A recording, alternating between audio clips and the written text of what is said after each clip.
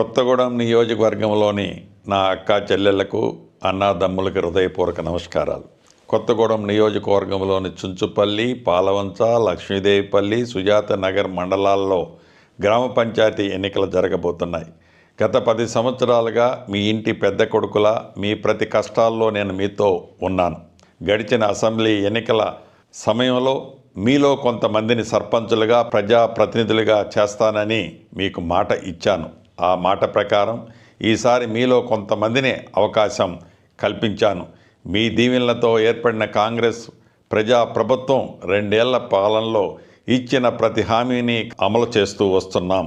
ప్రతి పేదవాడి ఇంటికి సన్నబియ్యం, కొత్త రేషన్ కార్డుల జారీ, పాత రేషన్ కార్డులో కొత్త పేర్లు చేర్చడం, ఇందిరమ్మ ఇళ్ల పంపిణీ, రైతు భరోసా, రుణమాఫీ, ధాన్యానికి మద్దతు ధరతో పాటు క్వింటాల్కి 500 రూపాయల చొప్పున బోనసు, మహిళలకి వడ్డీ లేని రుణం, ఉచిత బస్సు ప్రయాణం, 500 రూపాయలకే వంట గ్యాసు. ఇవన్నీ మాటలు కాదు, మీరు తెచ్చుకున్న ప్రభుత్వం చేసిన సంక్షేమం.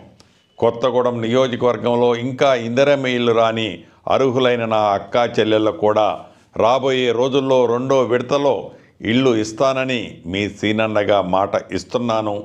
ప్రతిపక్షాల కళ్ళబొల్లి మాటలు నమ్మి మోసపోవద్దు. అభివృద్ధి, సంక్షేమం, భరోసా ఇవన్నీ ప్రభుత్వంలోనే సాధ్యం.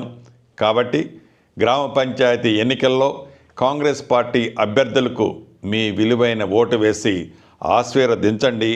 ఎన్నికల తర్వాత జరిగే కాంగ్రెస్ అభ్యర్థుల విజయోత్సవాల్లో మీ సీనన్నగా నేను కూడా మీ ఊరికి వస్తాను. జై కాంగ్రెస్, జై జై కాంగ్రెస్.